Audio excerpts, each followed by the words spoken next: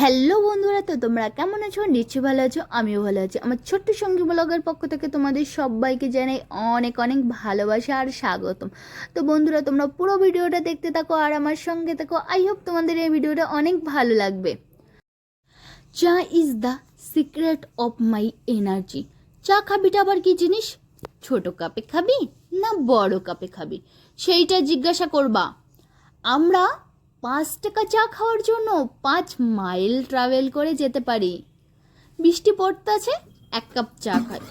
ওহো, 1 কাপ চা হইলে ভালোই হতো। মাথা ধরলে আমরা ঔষধ খাই না, বামও লাগাই না, আমরা চা খাই। টেনশন হলে আমরা রিল্যাক্স ফিল করার জন্য 2 কাপ চা মেরে দিই। ভাই, আমরা 40 ডিগ্রি টেম্পারেচারেও প্রচণ্ড গরমেও চা খাই।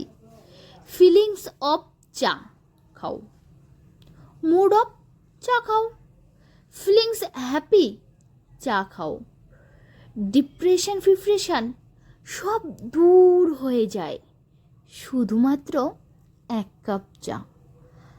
আমাদের দরকার শুধুমাত্র ভিটামিন ডি।